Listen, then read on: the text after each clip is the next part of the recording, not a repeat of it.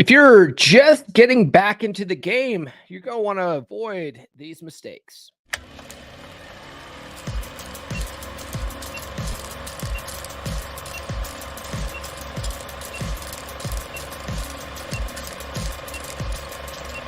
We're going live. We'll do it live. This is the Come On Man podcast. And here's your host, Paul Bauer. It's Wednesday already, boys. I love 4-day work weeks, don't you? They're almost like make life worth living, right? Oh man, I was in for a shock yesterday when I was writing up these notes. Okay, if you have read my book, I tell the story of one of my 3% brothers who got into a pretty toxic relationship that ended with him spending a night in jail. Okay. He's actually been on the podcast. In fact, he tells that story on the podcast, and I tell you in the book, hey, go, if you want to know more about it, go look this up, right? Well, yesterday on Facebook, I see that some bish update his profile picture with he and her having drinks together. I was like, what the actual? So I DM'd him. I was like, is that who I think it is? Is that who I think it is? He's like, it's her twin. It's her twin sister. I'm like, bruh, come on now. Come on, man. Okay. Anyway, we'll see where that goes. Oh God. Nurse Chick and I, we went to Vegas this last weekend. As you guys know, I went hiking with Aaron Clary again, if you want to call it that. I don't know if you guys know this about Cappy, right? So Cappy takes hiking very seriously. And the last time I went with him, I was like, yeah, I like hiking. I think hiking's fun. It's exercise, but it doesn't feel like exercise to me because it's just fun, right? You're just out in nature, you're exploring, right? No, that's Cappy's gym time.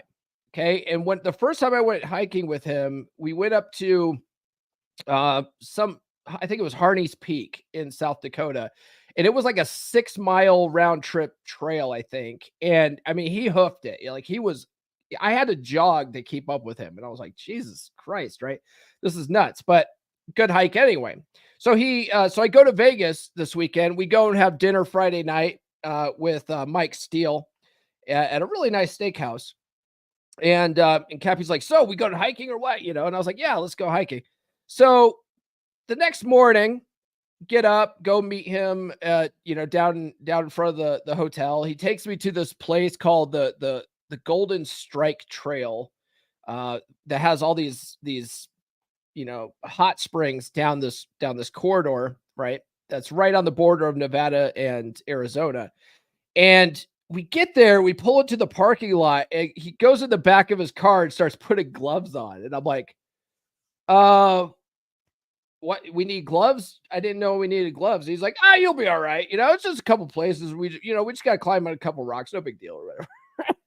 We go down this trail. This trail is another 6-mile hike, give or take. And as we get about halfway down the canyon, he's like, okay, so there's going to be a lot of rock climbing. There's some places we got to rappel. And I'm like, what the hell? We end up going down this really rugged, I don't know. It's like a wash, right?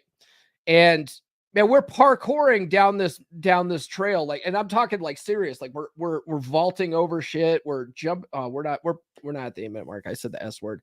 Guys, send super chats. Anyways, we're literally parkouring over stuff. We're climbing rocks. We're rappelling down different places and stuff like that.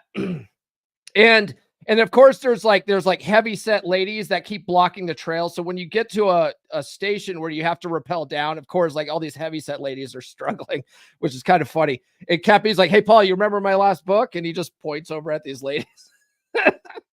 Anyway, there was places like that where he's like, I'm not waiting for these ladies. So he basically parkours down the rock side to get around these ladies faster. And then once we get past these ladies, we got to jog to get way ahead of these ladies. So they don't block our trail. Anyway, it's not a hike. It wasn't a hike. Okay. It was more of a parkour extravaganza with rappelling and rock climbing. That's what I would describe that as. And then Saturday night, Nurse Chick and we went to the return of TNA at Hard to Kill. Man, what a awesome venue that was. It was at the Palms Hotel, and man, what great production value. Nurse Chick and we were like 3 rows back from the ring. So I mean, we were like right there, right in the thick of it. If you guys know anything about wrestling, Dolph Ziggler made his debut at TNA. And he's now going by his real name, which is Nick Nemeth. So that was fun. All right, that's what we're talking about today, guys. Oh man. Anyway, so we are talking about 8 common mistakes guys make when first learning game. And this is based on an old blog article written by Roissy. And I'll drop this in the chat here. If you guys, I like, I recognize that there's sometimes new people to the space every time someone joins the show. So most of you guys know who Roissy is, right? But if you don't know who Roissy is, it's one of the original 3 R's of the manosphere, right? You have Roissy, Roosh, and Rollo. Okay. And Roissy used to write a blog article. First, it was Roissy in DC, and then someone doxed him. So then he changed his online persona to Heartiste, right? So his blog was Chateau Heartiste. And he stopped writing in that, I don't know, maybe 2017 or something like that. It sort of disappeared from the space. But luckily, you can still find his articles on the Red Archive. You can also go on Amazon and look for Heartiste on Game. That's heart, like your heart, right? HEARTISTE, Heartiste on Game. You can find those on Amazon in paperback, and they are huge volumes, right? There's 2 of them. And I'm like halfway through Heartiste on Game Volume 1, which is like it's like an encyclopedia, and it's just his old blog articles, right? So I was reading that, and I came across this blog article in the book. I go, you know what? This would make for a fun topic and easy content, right? So I'm not going to read this verbatim to you guys, though, right? I'm just going to go over key concepts. I'm going to go through the title of each one of these because he has funny names for these, and then I'm just going to go through like sort of bullet points of the ideas in those. Okay. Before we get too far into this, guys, please like, subscribe, hit those notifications. Sound off in the live chat, guys. Sound off in the lives. There's a couple of these I'm going to ask you about, right? Have you ever experienced this? Okay. Because these are mistakes when you're first learning this stuff. Okay. And I guarantee you I made some of these mistakes. I know I have. Guys, please send super chats. That does support the show. I already said that, drop the S word at the 3-minute mark. So I'm probably already demonetized. So hook a brother up. Hook a brother up. All right. Let's see here. So the first one we have here is excitable boy syndrome. Excitable boy syndrome. And he goes, you're pumped, right? Your face is flushed. You're very high energy. You've got a smile a mile wide. You just came from the gym. Maybe you listen to some hype music, which I do talk about in the book, right? I say, it's important on the day of a date, especially if you're sort of someone who's not naturally an outgoing person, someone who's not normally somewhat high energy. It's good to get yourself pumped up before going to the date and then go out and talk to everybody as you go out throughout the day to build up that social momentum so that when you're on the date, you're in the social mood already, right? You're in the social state. Well, he's saying a problem with that is sometimes guys get a little too excited. They get a little too pumped up. And now you're an approach machine, right? You're an approach machine. You want to talk to all the ladies and you're singing and dancing. And the thing is that chicks don't dig a hyperactive spaz. Okay. They do like a guy who's a little high energy, a lot of guy that brings the fun, but they don't want someone who's a total spaz, right? They do like a guy that can control his state a little bit, right? They like a guy with state control. So he says, relax, man. And I put it here. Don't be like Chris Farley and Tommy Boy explaining how he gets overly excited to close a sale and then ruins it. I was going to try to find a clip for that, but I didn't have time. But you guys know the scene where he's talking to the waitress and he's he's petting the muffins and he's like, I'm just like, oh, look, it's a good little sale. Oh, but look at you. They're not rude. You don't want to be that. Okay. You don't want to be that guy. All right. We got some guys in the chats here. Oh, hey, we've got Nurse Chick. She says, good morning, chat. Happy hump day, dirty girl. Nathan says, get the book. Yes, please do. Hey, Nuke's in the house. Hello. Oh, he says, hello. Yes. Yes. He had to fix that. I don't know if hikers are crazy, but Cappy is definitely crazy. All right. We got a $2 super chat. We are past the 8-minute mark. So you get this right here. I was just going to say it. This guy fucks. Am I right? Yes, he definitely fucks for $2 super sticker or whatever. Let's see here. Tresair made of wood says, I will be uploading and tagging you in the photos of the stickers in my recording studio after the court case with my ex. Oh my God. I don't need her doing any other crap. She's freaking nuts. Yeah. No problem, dude. No problem, dude. No problem. Yeah, you don't want her like taking that to court. Like, he can't have my kids. He's a red pill guy. You know about those red pill guys. Yeah. Don't give her any ammunition. All right. So the next one here is overeager reaction to her crumbs of interest. How many of you guys have done that? Oh God. Presidential campaign starts today for the manosphere. You ready? Oh, does it? Okay. Well, I'm waiting. I'm waiting to see you put out your ad campaign. That's sponsored by, this message is brought to you by Glenn Lawrence, and I approve this message. All right. Okay, so overeager reactions to her crumbs of interest. I know I've done this. You guys have probably done the same thing, right? Typically what this comes down to is you're sort of projecting your attraction level onto her, right? You might actually be doing good at first, but then you sort of like double down on stuff and then you start, I don't know, almost like overly placating her. You know how like when a girl likes a guy and she laughs at all of his dumb jokes and you're like, that joke wasn't that good. I know it wasn't that good. And she's laughing at it, so she must like me. You know what I mean? It's the same thing, but in reverse. Okay. So you're starting to get positive reactions from women, right? You start realizing, hey, some of this game stuff is pretty effective. Okay. She touches you, laughs at your dumb jokes, right? Strokes your hair, beams when you tease her. And so instead of acting like you've been there before, like, hey, this happens all the time, like I'm used to it, right? You respond with overeager gratitude, excessively loud laughter, right? You basically start supplicating to her and putting her on a pedestal, all right, before she's really earned it. He says you're acting like a puppy crushing preteen self. Okay. You start pushing too hard for romantic resolution and start getting outcome dependent. How many guys out there go on like maybe 2 dates, maybe 3 dates with a chick and try to lock her down?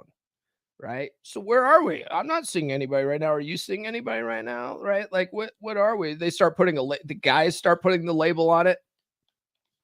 Right. It's bad. It's bad juju. It gives them the ick when you do that. He says you need to act like you've been there before. Okay. You need to act like you've been there before. Right. You need to not be so excited by too much female attention. He says mystery referred to this as active disinterest. Active disinterest, right? So think about it. Think about it for a minute. A guy who has lots of options with chicks, who has chicks, flirting with him all the time. He's out on dates all the time. He's hooking up all the time.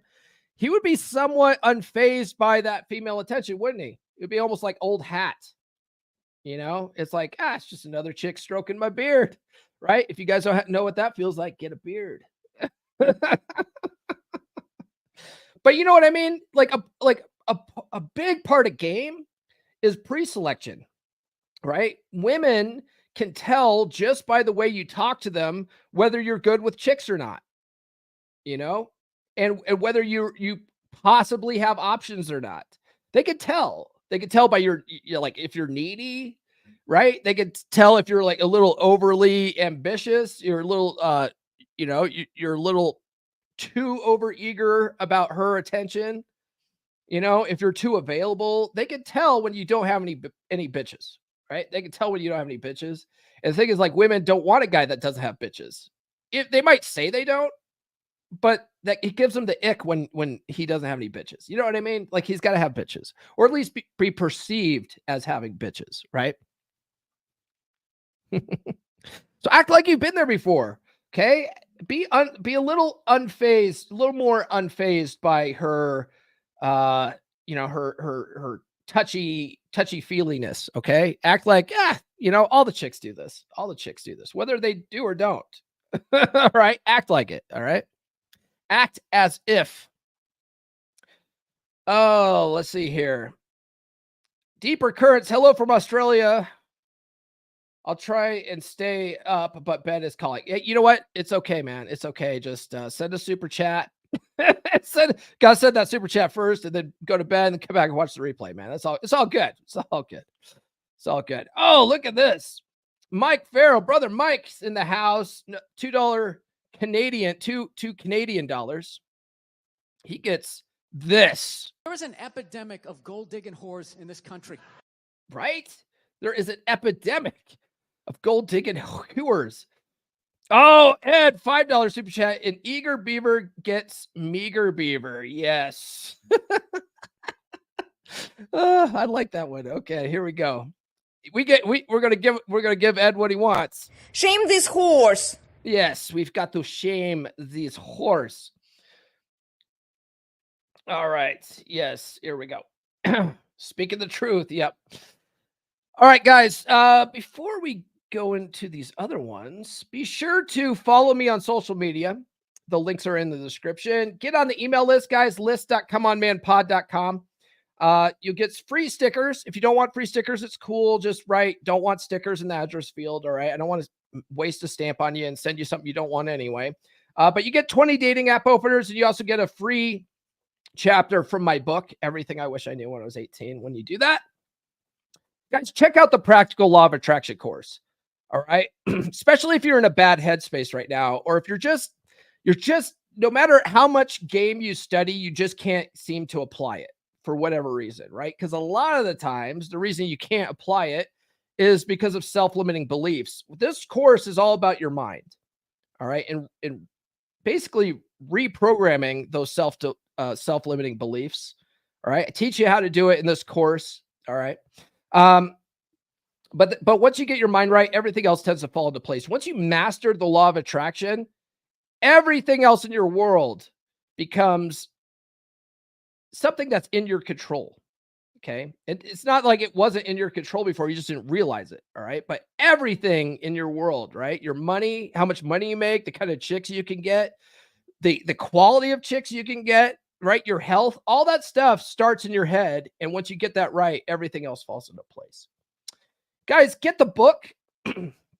Books.comeonmanpod.com will take you to my Amazon page. But a lot of you guys have been waiting for these to come in. I just got an order of this special edition. The autographed edition, special edition came in last night. There's 2 left, okay, out of this box. So go ahead and order these. I'll drop a link in the chat. Order them now before they're sold out. This is the standard edition paperback. There's only 1 left. And then I have an order of the hardcovers. They should be here next week. All right. So these right now are all sold out. These will probably be sold out by the end of the day based on, how the sales have gone in the past. And then I've got 1 of these left. All right. For whatever reason, the standard edition paperback isn't as popular as the other 2. I don't know why. It's got literally the same information in it, and it's the least expensive. But let me drop a link to that in the chat where you could get the autographed special editions. If you guys are not in the United States, it costs way too much to ship to you, so just get it from Amazon. But if you're in the United States, go ahead and order go ahead and order the autographed copy. It's literally the same price as Amazon. Okay. Plus you get an autographed. I write a little special little note for you. Okay. Let me play a commercial for the book, and then we'll get back to these, to the topic at hand today. Life is a journey filled with twists and turns. Why is it that essential life lessons aren't taught in school? You probably know that the mitochondria is the powerhouse of the cell, but do you know how to invest in a Roth IRA? We're not taught to build ourselves mentally, physically, and spiritually. The roadmap to success is more than just a college degree. You don't have to follow the traditional route. Success isn't confined to a classroom. It's about discovering your own path. You ever wish that someone handed you a guidebook to life when you were 18? Well, it's never too late to rewrite your story. Everything I wish I knew when I was 18. Advice for young men to create a great life for themselves. This book is your compass, guiding you to pick the right career, how to invest wisely, and how to prepare for a fulfilling future, to take control of your health and your fitness, learn how to date efficiently and find genuine desire, and master the art of leading healthy relationships. Your path is defined by the choices you make, not by others' expectations. Don't wait until you're 35 to unlock your potential. Order your copy now on Amazon. Rewrite your story. Build the life you deserve.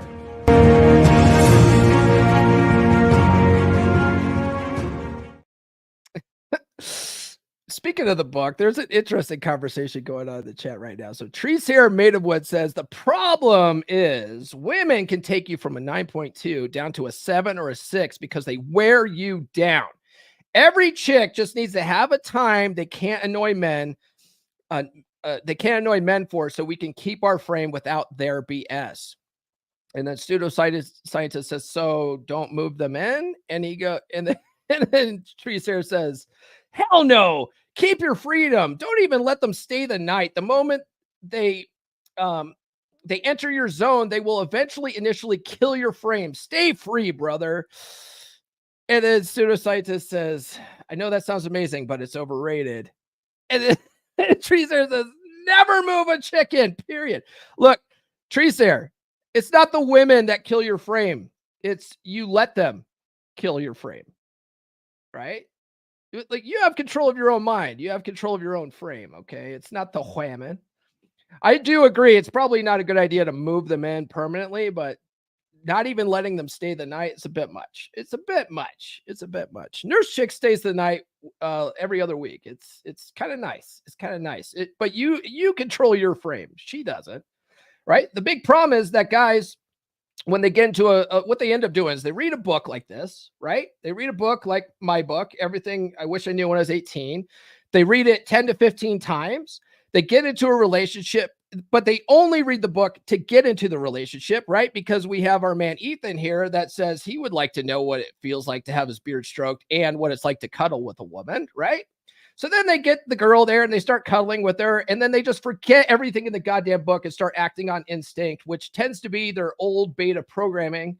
And then they start falling into her frame. That's what happens. Okay. But if you never get to that place in the first place, you always do what you did from the beginning, you don't have that problem. So it's all in your control, brother. It's all in your control. All right. That's neither here nor there. Let's get back to the topic at hand. So the next thing that guys do, next mistake guys make when learning game is fumble in the red zone. Okay. So he says, here's the scenario here. Your game's on point, or your game's been on point. All right. You've made out with this chick. All right. Sex seems like it's pretty much inevitable. All right. Sex, it's a done deal at this point. Okay. But you get in your own head about it.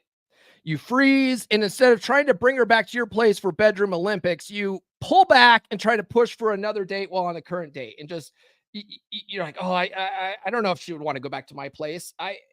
You know what? Let's go on another date. Okay. Guys can never do this. You can never push for the next date while you're on your current date. Guys can't do that. Chicks can, and it's okay to accept a date with her if she brings it up, but you can't do this, okay? Because that's needy behavior. But because you didn't seduce her like she was expecting, you basically lose her. Okay. And she ghosts you. She ghosts you.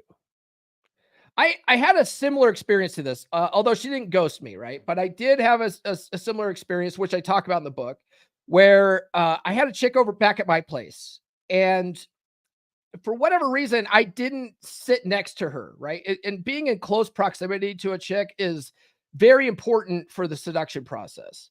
Okay. But I was back at my house. I usually sit on one side of my couch. She ended up sitting on the other side of the couch. And so I basically chose comfort instead of sex that night. And I didn't close that gap and make a move in time. So she ended up getting bored and she left. Right. So instead of seducing her, like she comes back to my house. Like when a chick goes back to your house, they know what's possible. They sort of know what's on the table. Chicks aren't stupid. Okay. So when she comes back to the house and I didn't actively try to seduce her, she got bored and she left. Right. Luckily for me, she did go out with me again on another date. I did bring her back to my house. And that time I didn't make the same mistake. I closed that gap and one thing led to another, like as it's supposed to. Right. But the thing is, like, chicks expect you to make a move. Okay. Especially a chick that likes you. They're not stupid, right? They know what's the next step in the process. And if you can get her to come back to your place with a little plausible deniability, they know what's possible. And you just need to not put your foot in your mouth and then sort of, escalate properly, which I also talk about in the book, right? If you guys don't know how to escalate properly, I talk about that. I have a whole sub chapter on that. But chicks expect you to make the move. That's your job. Okay. If you don't, you actually risk losing her because she thinks that you're just not interested, right? That's how guys end up in the friend zone too, right? There we go. Next book, Everything You Should Have Done Before Moving Her. I actually don't advocate moving them in permanently. I don't. Okay. Bad idea. Overplayed hand syndrome. That's the next one here. Overplayed hand syndrome. So I had a client. I do like talking about my clients. I always keep them anonymous on here. And every once in a while, the clients will be like, "Hey, so that story that was me, right?" Like, and I'm like, "Yeah, man, it's a good learning experience for everybody, right?" So it's not like when you make these types of mistakes, like other guys aren't making the same mistakes, right? But it's all anonymous. You don't know who this is. So I had a client that was running into this one, right? Overplayed hand syndrome. He noticed that chicks responded very well to his cocky, funny demeanor. Okay. I teach all the guys sort of to be cocky, funny, and playful in their interactions with chicks, right? He also noticed that they responded very well to teasing, right? And that's one of the things that I learned from Dr. Robert Glover. I talk about in my book is the 3 T's, right? Touch, tease, and tell. Chicks do like it when guys tease them. Okay. But when he needed to shift to something of more substance to create a deeper connection, he just doubled down on the teasing and the cocky, funny humor. And that kind of made him look more like an insulting asshole than a charming bad boy. Have you guys ever done that? Right? Where you're just teasing them too much. You're everything they say, you basically make fun of. At some point, the chicks are like, wait a second, is he teasing or is he just being a dick? Right? And like a lot of guys are like, oh, well, chicks like assholes to a point, to a point, right? Roissy says that game is not a hammer. Game is not a hammer. It's a scalpel. Okay. I prefer to say it's not a science. It's an art. Okay. You have to feel out the situation and know when to pivot. I talked about this, about that in my texting episode a couple of weeks ago. Okay. There's rules to texting, but you have to know when to break the rules. Okay. Same thing with an interaction, like a live interaction with a girl, right? You could playfully bust on her a little bit, tease her a little bit, but you also have to pull back and be serious sometimes. You have to ask her questions. You have to get her into her emotions, right? You have to feel out this whole experience, okay? You can't just be constantly teasing her and busting on her and making fun of her and shit. Otherwise, she's just like, this guy's a fucking bully, right? So that's overplayed hand syndrome. Guys, join the beer club.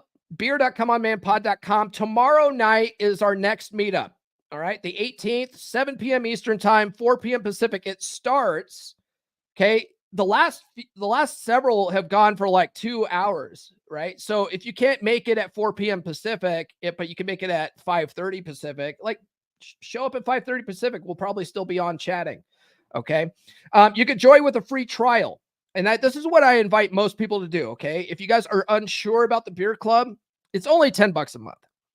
But if you're unsure about it, join today with a free trial. Show up to the meetup tomorrow. If you don't like it, leave. It's okay. You don't get charged at all. All right. There's a 7-day period.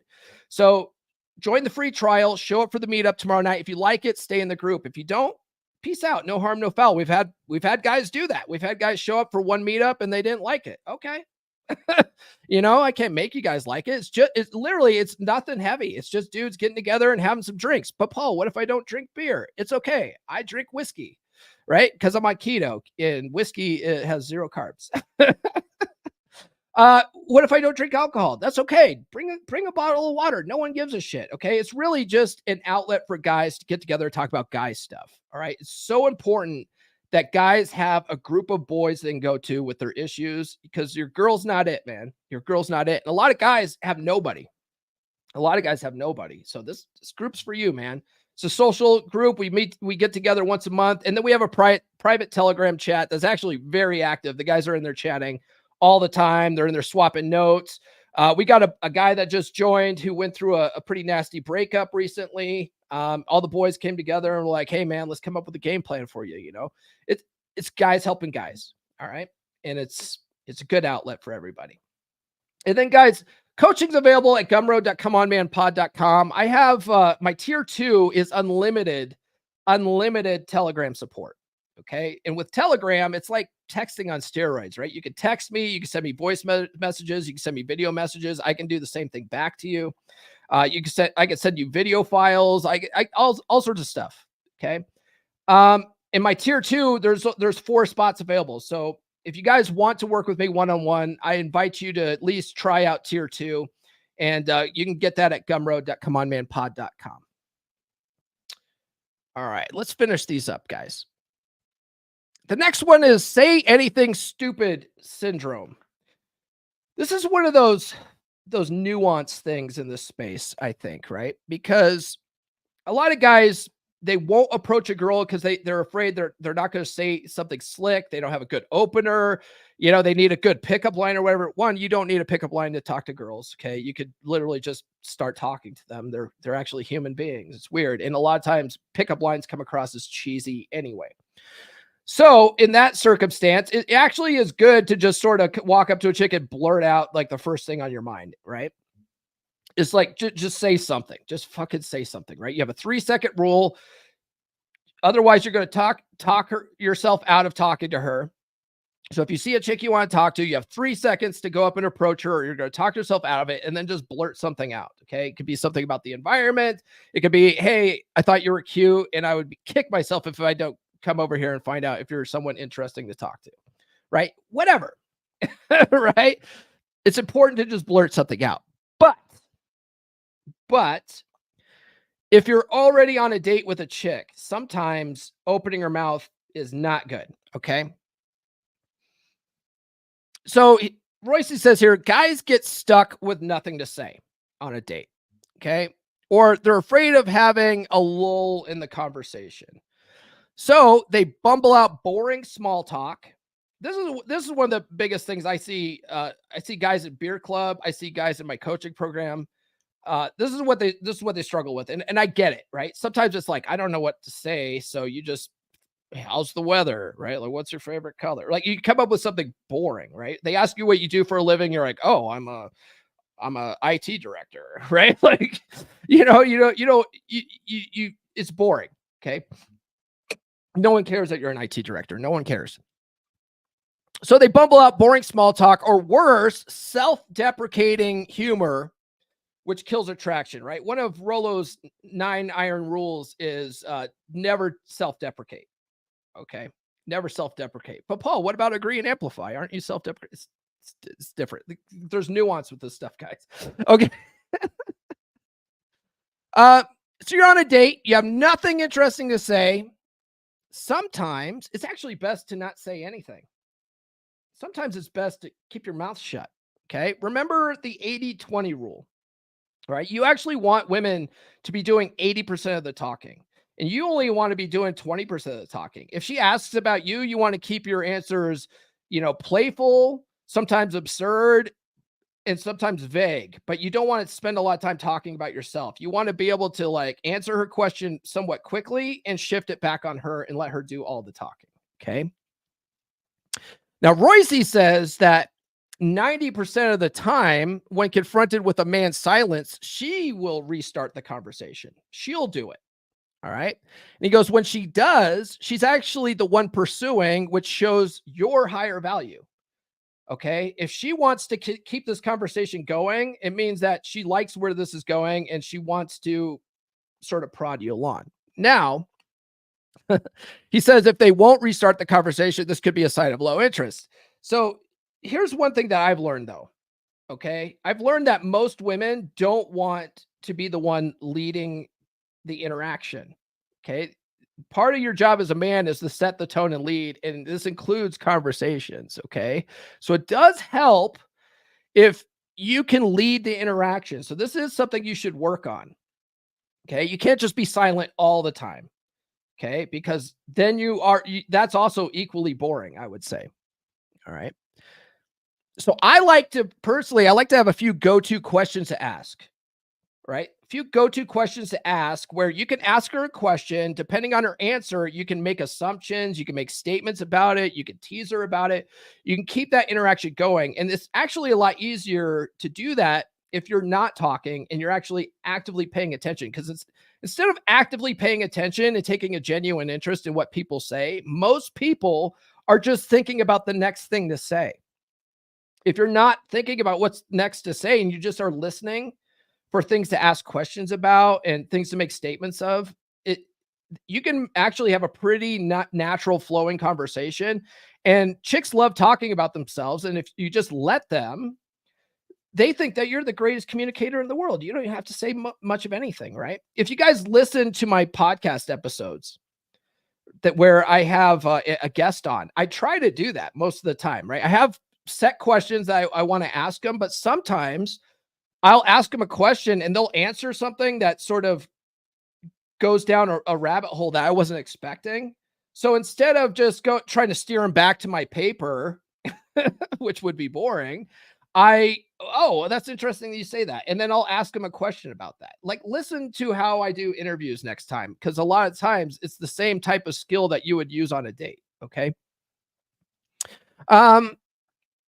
I got a good one that's coming up. I've got one with a guy named he goes by Alpha Villains, right? And that one's going to come out, I think maybe third week of February.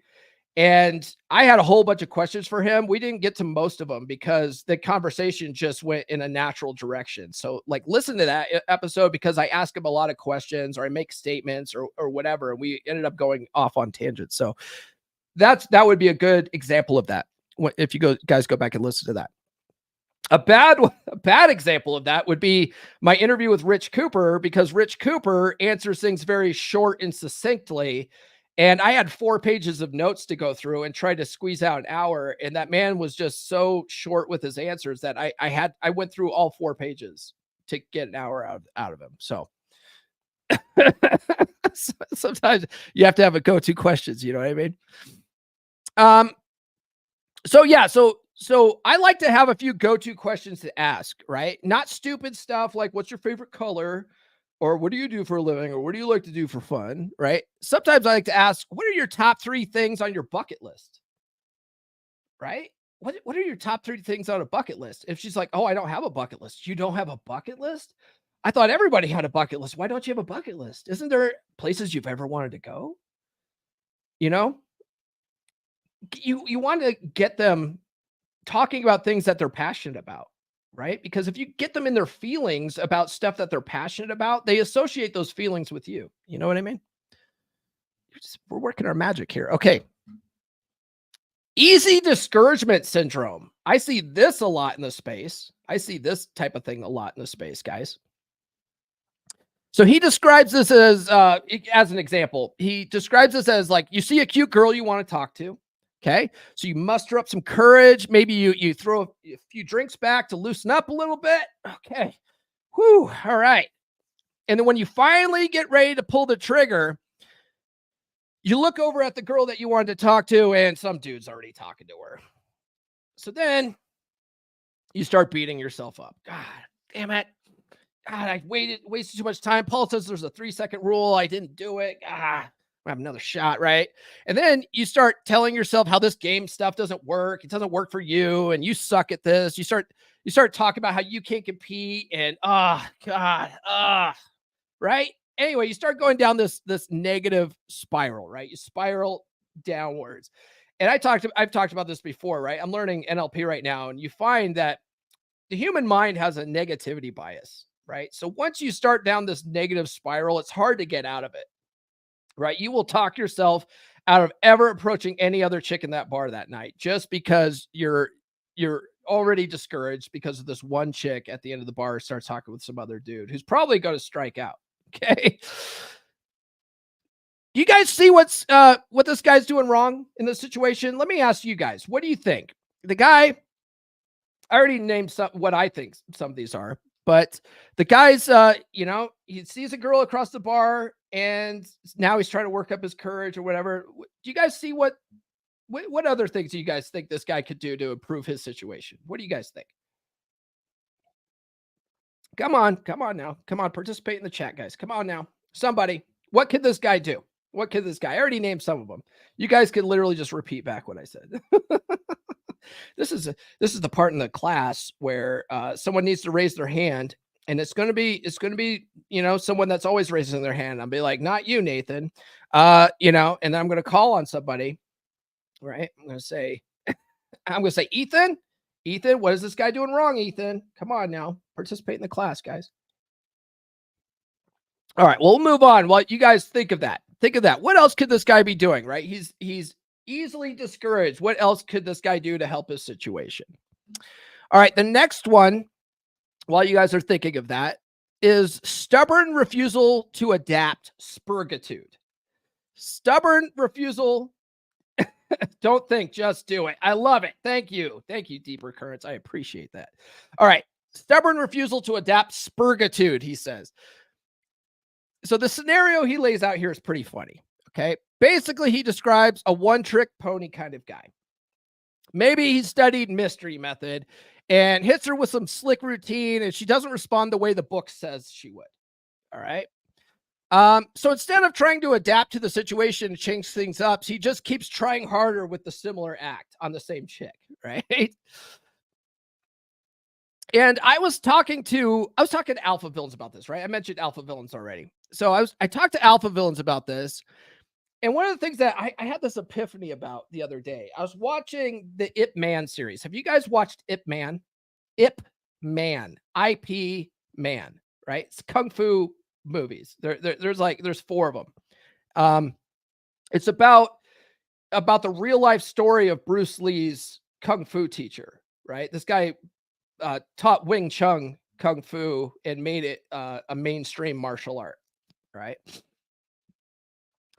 But there was this, I think it was Ip Man 3 I was watching, and I all of a sudden had this epiphany, right? There's a scene where there's the kung fu masters come to Ip Man. They say, you can't call yourself a master until you've accepted challenges from all the other masters. And so he says, those are the rules. Those are the rules here. And so he goes, okay, fine. So he shows up to this place and he stands on a table, and the rules are he's got to accept challenges from any of the masters, and he's got to keep fighting while the incense is burning, right? So they light incense, and as long as that incense is burning, he's got to accept challenges from other masters. So he's in this room, and it's a room full of masters, right? And there's like this Tai Chi master, and there's this northern style kung fu master. There's whatever. And all of a sudden, just in my head, I'm thinking, all of a sudden I picture like I picture Donnie Yen as like Rollo Tomasi, right, sitting on a table, and then like this one kung fu master over here. This is Corey Wayne, and this guy over here is Roissy, and this guy over here is Rich Cooper, right? Like I just like these guys all have their own style, you know, and because that's what it is. Like all this stuff is people have different styles. All right. And you got to figure out what works for you in the moment, right? There's the mystery method, right? So mystery's over here. He's one of the kung fu masters that needs to challenge, right? But red pill and pickup and dating and stuff like that, it's like kung fu. There's lots of different styles. And you got to figure out which one works well for you, okay? If you look at Bruce Lee, right? He learned Wing Chun from Ip Man. But he developed Jeet Kune Do out of many styles. Did you know that Bruce Lee studied boxing? He also studied fencing, and he incorporated that into Jeet Kune Do. He incorporated a lot of that type stuff into Jeet Kune Do. Okay, he developed a style that worked for him. It cut out a lot of the BS. That's one of the reasons why Jeet Kune Do is actually a very effective martial art, because there's not a lot of flourish in it. It's very simple, you know. If you read my book, you guys read my book, I take concepts from lots of dudes in the space and merge them all into a style that worked for me. All right. I quote a lot of different dudes in the book, right? I've got Alan Roger Curry in there. I got Corey Wayne in there. I got Dr. Robert Glover in there. I got Roissy in there. I've got Rollo in there. I've got, RP Thor in there. I've got a lot of ideas packed into this book. Okay. So don't be afraid to take what works from other people and leave what doesn't. Take what's useful. All right. Leave what doesn't. If you find that you're doing some kind of, magic routine on a chick and they're just not responding to that, don't be afraid to pivot to something else. Okay.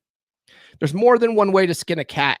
When I was first studying Corey Wayne's book, I thought, no, Corey Wayne's it. Corey, like he talks about there's only 3% of the world's population of men that understands women, and only people that read this book. That's marketing. That's marketing, man. It's bullshit. It's bullshit. I mean, he has very useful stuff in his book, but some of his stuff is ineffective and out of date, So you got to find what's useful, right? Oh, no. He says maybe Tree Sarah says maybe try mode 1, or is that too outdated? Would it even be viable to post in Me Too areas, size up or move off? No.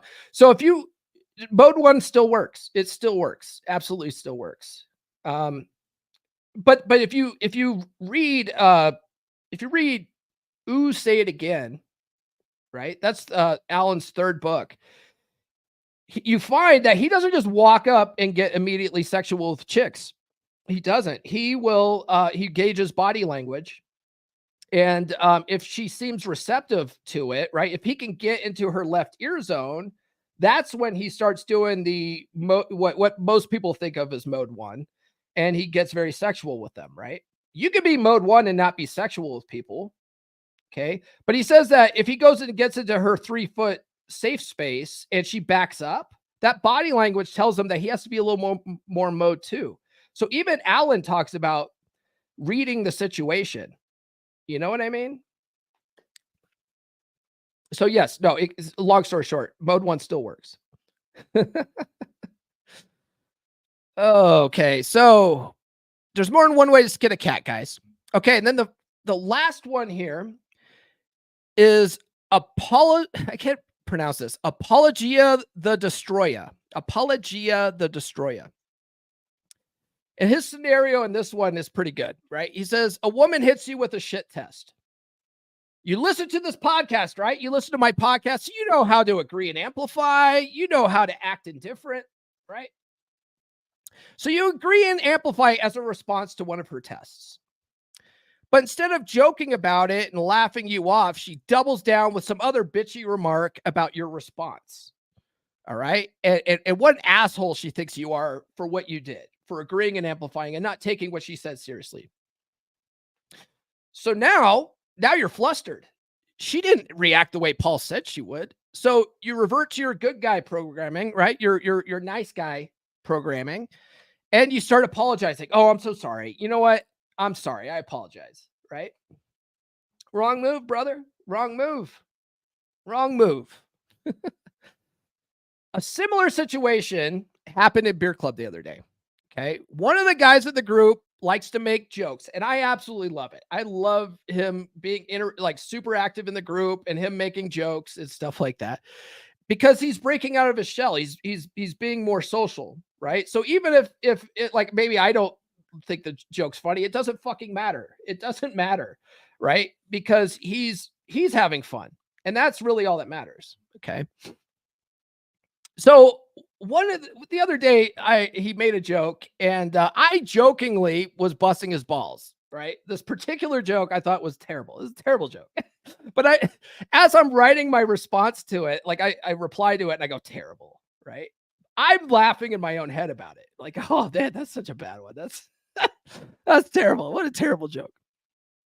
Anyway, so I busted his balls about it. He got a little self-conscious about it and DM'd me, and he apologized. He's like, I won't do it anymore. You don't like my dad jokes, I won't do it anymore. And I was like, whoa, man. No.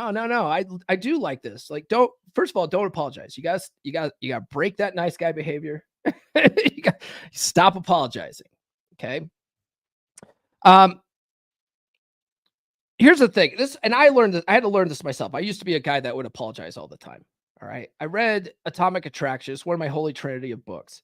And one of the things I learned is that nice guys apologize too much. All right.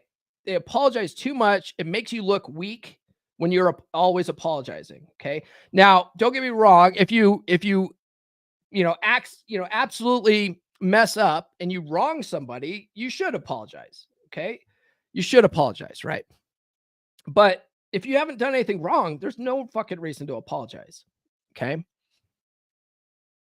So, the same thing happens when you're interacting with the boys.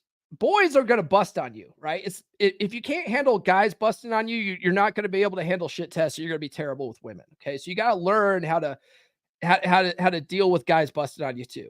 Okay. I learned this in the Navy, man. In the Navy, like guys who like you will bust on you. Guys who don't like you will treat you very cordially. You know what I mean? So you've got to learn how to handle that from the boys. And boys, it's like, especially in military, they know that if you can't handle them busting on you, they can't trust you in the field, right? Because what are you going to do under fucking pressure? You know what I mean? So the same thing goes with women, right? As soon as she gets you to apologize for something as simple as dealing with her shit tests and her shitty behavior, right? You're now operating in her frame and you failed the shit test, right? Saying you're sorry all the time is a habit you need to get rid of, right? Doing it all the time, especially for something you don't need to be sorry for, like someone's reaction to something you said, makes you look weak. All right. So if you truly wrong someone, by all means apologize. But even then, watch how you word it. Watch how you word it, right? Use I apologize instead of the weak sounding I'm sorry. All right. Say you know what? I apologize for that. If you ever hear me apologize, I very rarely say I'm sorry anymore because I used to say it all the time. I say I apologize now. You can even say my bad. Hey, I didn't mean anything by it. My bad. Right? That even is a less of a weak apology than saying I'm sorry, right? But if a chick is getting mad at you for her being having a shit test and you agreeing and amplifying or whatever, the best thing to do is either continue to agree and amplify or still act different by it. You know what I mean? But don't apologize. All right. That was it, guys. What do you think? Any of you guys experience any of this stuff? I know I have. Yes. Agree and amplify works awesome when someone is trying to make you look stupid in front of the group. It absolutely does. For men and women. Agree and amplify works for everybody. It works for absolutely everybody, right? Someone in the beer club maybe a month or two ago asked, what do you do with someone who's amogging you at work? It's like, fucking agree and amplify. It's a shit test, dude. It's the same thing, right? Men and women, same thing.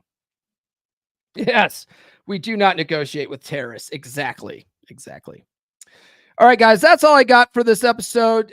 tune into the podcast on Friday. We're continuing our series on the science of getting rich. We're up to chapter 9 now, and it'll be on how to use your willpower to get what you want. All right, guys. And if you haven't done so already, please like, subscribe, hit those notifications. Thanks to everybody that sounded off in the live chat today. That always helps make these go by much smoother. Thanks for everybody that sent super chats. It's not too late. You can still send a super chat. If you guys are watching the replay, you can also send them after the fact, and I'll screenshot it and thank you on social media for that.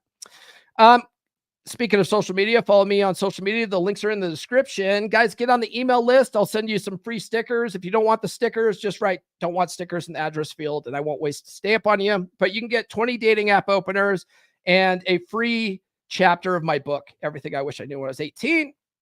Guys, check out the Practical Law of Attraction course, loa.comeonmanpod.com. Get the book, books.comeonmanpod.com. Like I said at the beginning, I have some autographed copies available. I'll drop that in the live chat again.